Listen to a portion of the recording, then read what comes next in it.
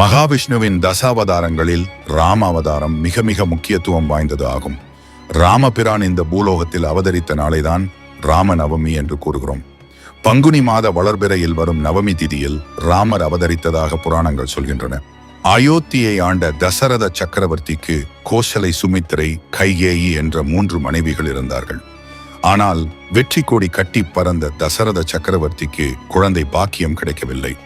தசரத சக்கரவர்த்தியின் குருவான வசிஷ்ட முனிவரிடம் சென்று குழந்தை பாக்கியம் பெற என்ன செய்யலாம் என்று ஆலோசனை கேட்டார். முனிவர் சொன்ன ஆலோசனைப்படி தன்னுடைய அரண்மனையில் புத்திரகாமேஷ்டி யாகத்தை நடத்த முடிவு செய்தார். யாகம் சிறப்பாக நடைபெற்றுக் கொண்டிருந்த சமயத்தில் யாகத்தீயிலிருந்து யக்னேஸ்வரர் தோன்றி பாயாசம் நிறைந்த ஒரு குடுவையை தசரத சக்கரவர்த்தியின் கையில் கொடுத்தார்.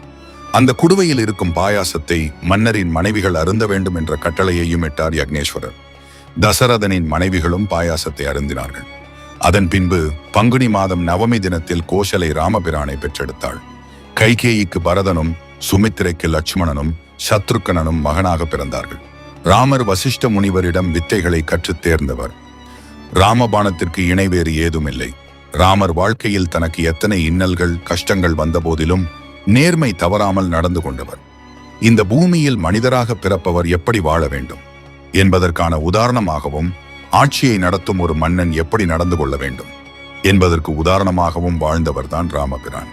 பொதுவாக அஷ்டமி திதி அன்றும் நவமி திதி அன்றும் எந்த ஒரு நல்ல காரியத்தையும் செய்ய மாட்டார்கள்.